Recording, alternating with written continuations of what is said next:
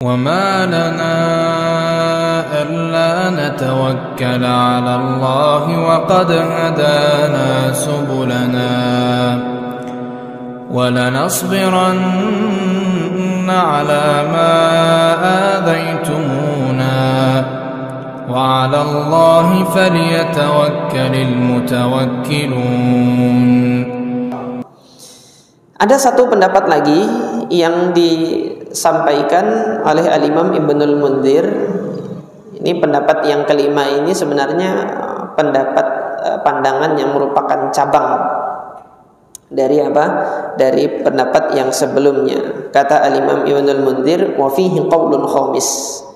Dalam perkara ini ada pendapat yang kelima. Ruwiya an Atha, diriwayatkan dari Al-Imam Atha. Kalau dikatakan Atha saja itu Atha ibn Abi Rabah. Tadi kan pendapatnya Imam Atha bin Abi Rabah itu sama dengan gurunya, yaitu sama dengan sahabat Abdullah ibn Abbas, yaitu tidak batal. Nah, beliau punya pendapat lagi yang semisal, dia tidak batalnya itu kapan? Tidak batalnya kalau menyentuh wanita yang halal bagi dia untuk menyentuhnya. In qabbala halalan fala i'adata alaihi. Kalau mencium wanita yang halal baginya untuk menciumnya, maka tidak batal. Suami mencium istri kan sudah halal, itu enggak batal. Seorang ayah mencium putrinya kan halal, mencium dengan ciuman rahmat, kasih sayang ayah terhadap anaknya, ini tidak batal. Tapi kalau nyium istri orang, ini yang batal nanti. Wa in qabbala haraman, ketika mencium yang haram, a'adal wudu, baru dia harus mengulangi wudunya. Ini pendapatnya Al-Imam Atha ibn Abi Rabah, salah satu riwayat dari Al-Imam Atha ibn Abi Rabah. Nah, demikianlah penukilan atau pemaparan dari perkataan para salaf dalam perkara menyentuh ini. Selanjutnya Al-Imam Ibnul Mundzir ini di dalam kitab Al-Awsatnya menyebutkan sanad periwayatan bagi ulama-ulama yang sudah beliau sebutkan ini satu persatuan. Nah, yang demikian ini ikhlas kalian yang dirahmati oleh Allah Subhanahu wa taala, kita melihat kenapa para salaf punya pandangan yang berbeda-beda satu sama lain. Pertanyaan yang mendasar, apakah Rasulullah enggak mengajarkan? Kan begitu. Apakah Rasulullah enggak mengajarkan? Nah, ini sudah sebagaimana saya sampaikan kemarin, memang ada bagian dalam permasalahan-permasalahan cabang ini yang Rasulullah memang diam. Rasulullah diam itu dalam hal agar kaum muslimin ini menggunakan anugerah akalnya nanti untuk berijtihad. Sehingga nanti ada pandangan yang demikian, ada pandangan yang demikian, yang mana masing-masing dari pandangan tersebut merujuk kepada Al-Quran dan merujuk kepada sunnah Nabi SAW. Mereka berupaya untuk memahami sunnahnya itu bagaimana, kemudian hasil ijtihadnya ya sebagaimana yang kita dapati, yang kita baca barusan ini tadi. Nah, kemarin sudah saya sampaikan bahwasanya akar pokok permasalahan menyentuh wanita itu batal atau tidak, itu kan karena apa? Karena pemaknaan terhadap penggalan kalam Allah Subhanahu wa taala di dalam Al-Qur'an, aula mastumun nisa, yaitu ketika kalian menyentuh wanita. Sebagian para salaf mengatakan al-mulamasah maknanya adalah jima'. Ini pendapatnya sahabat Nabi Abdullah ibn Abbas. Konsekuensi dari pendapat ini, kalau yang dimaksud mulamasah lamasa yulamisu itu adalah jima' atau berhubungan badan, maka yang membatalkan wudu adalah berhubungan badan, bukan hanya sekedar menyentuh. Ini pendapat ini diriwayatkan dari Abdullah ibn Abbas dan juga sahabat Nabi yang lain, Ali ibn Abi Thalib radhiyallahu anhu. Wa qala ta'ifatun ukhra, adapun kelompok pendapat yang lain, yaitu kelompok ulama yang lain, ketika menafsirkan al-lamsu di sini adalah al-lamsu madunal jima', yaitu menyentuh yang tidak sampai kepada jima', hubungan badan. Artinya menyentuh dengan kulit. Ini adalah pandangannya Abdullah ibn Mas'ud dan Abdullah ibn Umar. Itu pendapatnya Abdullah ibn Mas'ud dan Abdullah ibn Umar, sebagaimana telah kita nukilkan kemarin pada pekan yang lalu. Nah, dalam hal ini Al-Imam Abu Bakar Ibnul Munzir lebih memandang pada yang kuat dari kelima pandangan ini adalah pandangan yang menyatakan bahwasanya wudu itu tidak batal. Ini sebagaimana yang saya pilih pada pertemuan yang lalu. Saya pribadi memilih dalam permasalahan ini pendapat yang kuat dalilnya. Kalau bahasa sebagian asatidzah itu yang rojih. Rojih itu artinya kuat. Artinya secara dalil dia yang lebih kuat adalah pendapat yang menyatakan tidak batal. Ini pula yang dipilih oleh Imam Ibnul Munzir. Nah, biasanya para ulama yang menukilkan khilaf, kalau menukilkan tarjihat, itu menyebutkan wa hadza ikhtiyaru Ibnul Munzir. Ini ikhtiarnya, atau ikhtiar itu pilihannya Ibnul Munzir dari sekian pendapat yang beliau sampaikan. Nah, jadi tarjihatnya Imam Ibnul Munzir ini bisa antum jadikan salah satu referensi yang mu'tamad juga kalau nanti mendapati kebingungan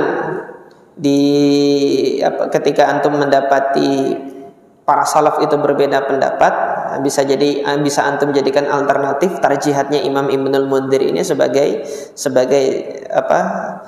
salah satu referensi antum untuk mencari mana yang rajih kalau membutuhkan tarjih.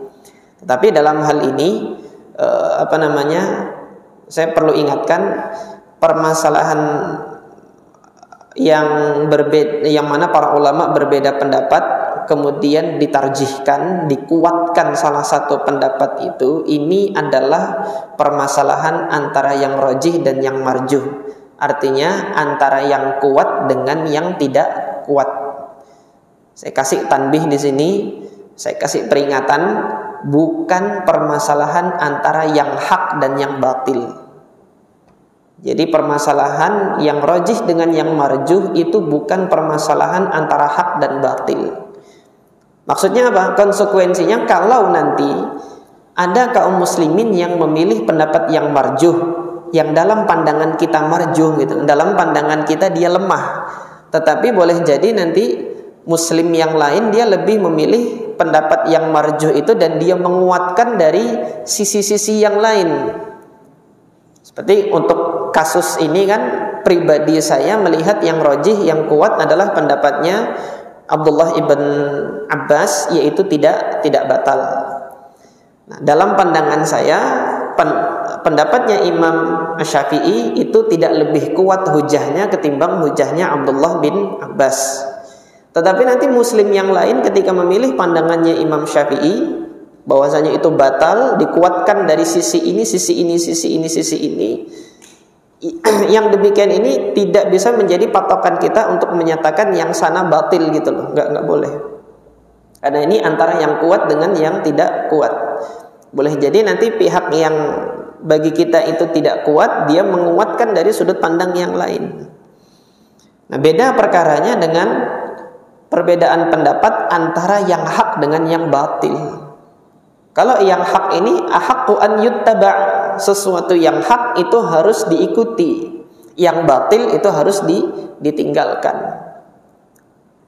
Kalau ada yang berpendapat LGBT boleh, itu batil. Itu batil. Dan memang susah. Susah apa? Susah memahamkan lalat kalau bunga itu wangi. Ini emang makanannya di kotoran. Antum mau mendidik dia, menyekolahkan sampai gimana?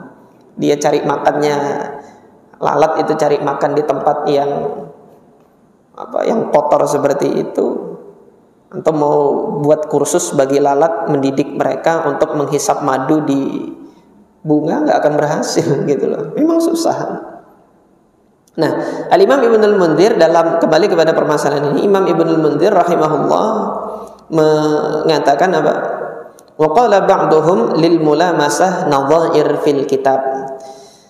Dalam dalam pemaknaan mulamasah, lamasa yulamis itu kan menyentuh itu tadi kan. Di dalam Al-Qur'an ada beberapa ayat yang mengisyaratkan, mengindikasikan maknanya itu memang makna jima, makna hubungan badan suami istri, gitu loh. Kalau nanti kita melihat permisalan di ayat-ayat yang lain, tidak hanya di ayat wudu ini saja. Jadi ini salah satu metode mentafsirkan para ulama salaf, yaitu mencari landasan-landasan tafsir makna dari suatu ayat dengan melihat ayat-ayat yang lain. Nah, yang ditempuh oleh Al-Imam Ibnul Mundzir ini dengan melihat para ulama tafsir sebelumnya, kita lihat di dalam Al-Quran itu kata-kata menyentuh itu dipakai untuk makna apa saja sih, gitu. Nah, apakah makna menyentuh itu hanya satu-satunya makna sentuhan dengan kulit saja, gitu. Jadi menyentuh dengan kulit itu apakah satu-satunya makna untuk kata-kata lamasa yulamisu atau kata-kata massa yamassu? Kita lihat di ayat-ayat yang lain. Di sini Al-Imam Ibnul Mundzir membawakan beberapa ayat, di antaranya yaitu kalam Allah Subhanahu wa taala di dalam surah Al-Baqarah. Ini ayat tentang ayat talak, mentalak istri. Kalam Allah, la junaha 'alaikum in talaqtumun nisaa ma lam tamassuhunna. Tidak berdosa bagi kalian ketika kalian itu mentalak istri kalian sebelum kalian menyentuhnya. Apa sentuhan di sini? Sepakat para ulama tafsir, sentuhan ini adalah apa? Jima, hubungan badan suami istri. Di sini Al-Qur'an menggunakan kata-kata sentuh untuk mengungkapkan makna jima, hubungan badan.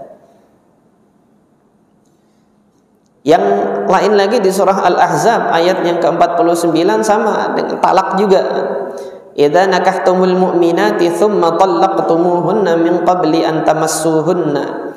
Ketika kalian menikahi seorang wanita-wanita mukminat dan kalian mentalak mereka sebelum kalian menyentuhnya. Nyentuh apa di sini? Jima, hubungan badan. Dalam surah Al-Baqarah lagi yang ayat setelahnya itu tadi, wa in talaqtumuhunna min qabli an tamassuhunna wa qad faradtum lahunna fariidah. Ketika kalian itu mentalak istri kalian sebelum kalian menyentuhnya dan sudah kalian serahkan maharnya, wa qad faradtum fariidah, maka fanisfu ma faradtum, maka kamu punya hak untuk mengambil setengah dari apa? Setengah dari mahar yang sudah kamu berikan kalau kamu menceraikan istri kamu sebelum kamu menyentuhnya. Menyentuh apa di sini? Sepakat para ulama menyentuh yaitu apa? Jima, maknanya adalah jima. Nah, dari uraian-uraian ayat-ayat yang demikian ini di mana Allah Subhanahu wa taala menggunakan kata-kata massa yamassu yang artinya secara bahasa itu adalah sentuhan, tetapi digunakan untuk mengungkapkan makna jima, berhubungan badan, maka diambil kesimpulan oleh Al-Imam Ibnul Mundzir demikian pula ini ketika di ayat wudu. Ketika Allah menggunakan kata lama sayulamisu yang objeknya itu adalah wanita menyentuh, kemudian objeknya wanita, maka tidak lain maknanya itu adalah makna berhubungan badan suami istri. Yang seperti ini insya Allah kalau mau ditambahkan lagi, antum lihat kisahnya Ibunda Maryam ini juga pakai kata-kata masaya masu. Antum buka di surah Ali Imran ayat yang ke-47. Di situ kan Allah Subhanahu wa taala mengabarkan kepada Ibunda Maryam, Sayyidah Maryam, bahwasanya Allah Subhanahu wa taala akan menganugerahkan putra baginya. Apa kata Maryam. Qalat rabbi anna yakunu li walad. Wahai Rabbku, dari mana saya itu bisa punya anak gitu loh. Walam yamsasni bashar, sementara belum ada seorang laki-laki pun yang menyentuh saya. Menyentuh apa di situ? Enggak lain maknanya adalah berhubungan badan. Di sini sekali lagi Al-Qur'an menggunakan massa yamassu untuk mengungkapkan makna menyentuh. Kemudian di surah Maryam juga Allah mengulangi kembali kisah tentang Sayyidah Maryam. Qalat anna yakunu li ghulamun wa lam yamsasni bashar wa lam aku baghiya. Bagaimana saya bisa mendapat seorang ghulam, seorang putra, sementara belum ada seorang laki-laki pun yang menyentuh saya. Menyentuh apa di sini? Tidak lain adalah maknanya melakukan hubungan badan. Walam aku baghiyah, dan saya bukan seorang wanita yang melacurkan diri. Dari mana kok bisa dapat anak seperti itu? Ini soal ta'ajjubi, pertanyaan yang menunjukkan makna ta'ajjub terhadap apa? Terhadap khabar yang Allah wahyukan melalui malaikat Jibril itu kepada Sayyidah Maryam radhiyallahu anha. Nah, ini yang demikian ini maka kita mengambil satu kesimpulan bahwasanya kata-kata sentuh di dalam Al-Qur'an, massa yamassu atau lamasa yulamisu, kalau digunakan pada objeknya adalah wanita, maka makna yang diinginkan di dalam Al-Qur'an itu adalah makna berhubungan badan. Ini dikuatkan dari sisi penafsiran yang demikian, kekuatan maknanya ada di situ. Ada banyak ayat-ayat yang Allah Subhanahu wa taala gunakan kata-kata menyentuh dan objeknya wanita, tetapi maknanya di situ bukan hanya sekedar menyentuh, tetapi makna di situ adalah berhubungan badan. Nah, dari sini ini sisi yang menguatkan pendapatnya Abdullah bin Abbas tadi. Kenapa kok Abdullah ibn Abbas menyatakan bahwasanya makna lama sayulamisu itu adalah berhubungan badan suami istri, bukan hanya sekedar menyentuh. Dalam riwayat Ibnul Azraq, Abdullah bin Abbas mengatakan walakinnallaha kanna, Allah Subhanahu wa taala menginginkan apa? Kinayah di sini. Jadi menginginkan makna di balik itu. Maknanya yang di balik itu adalah hubungan badan suami istri. Karena Al-Qur'an, ini faidah yang kedua ya, Allah Subhanahu wa taala memilih kosakata untuk Al-Qur'an itu kosakata yang sangat santun. Jadi kalau ada yang mengatakan Quran itu kitab pornografi, itu kurang ajar itu. Hanya sekedar menyebutkan apa, seorang anak menyusu kepada ibunya terus kemudian dikatakan Quran itu kitab yang porno, ini kurang ajar. Ucapan yang demikian ini ucapan yang tidak beradab terhadap Al-Qur'an. Nah, tapi Allah Subhanahu wa taala sudah memilihkan kosakata Al-Qur'an itu dengan kosakata yang santun. Jadi ketika mengungkapkan aktivitas hubungan badan yang di tengah-tengah masyarakat kita, untuk menceritakannya itu kan saru. Untuk menceritakannya itu kan sebagai sesuatu yang kita malu kalau menceritakan itu di tengah-tengah masyarakat. Maka ketika Allah Subhanahu wa taala mengungkapkan itu, pembelajaran untuk yang demikian ini harus diungkapkan, maka Allah Subhanahu wa taala memilihkan kosakata yang santun. Itu di dalam Di dalam Al-Qur'an. Ini di antara bentuk keindahan Al-Qur'an ketika Allah Subhanahu wa taala menjadikannya sebagai pilihan kosakata agar kita mempelajari rangkaian-rangkaian struktur bahasa yang Allah Subhanahu wa taala ungkapkan di dalam Al-Qur'an. Oleh karena itu, para penyair Arab ketika melihat susunan kata bahasa Arab itu, mereka dengan penuh penyerahan diri mengatakan ini bukan susunannya makhluk. Nggak ada makhluk yang bisa nyusun kata-kata yang begini gitu. makhluk siapapun nggak ada yang bisa menyusun kata-kata yang seperti ini. Termasuk dalam pemilihan kata-kata masayamasu dan la masayulamisu ini untuk mengungkapkan aktivitas apa? Berhubungan badan. Nah, ini pendapat yang kita kuatkan. Salah satu sisi-sisi yang menguatkan pendapat tersebut demikian. Kemarin sudah disebutkan hadisnya dan kemudian secara pemaknaan tafsir seperti ini. Tinggal sekarang bagaimana kita bersikap dengan perbedaan yang ada ini ya.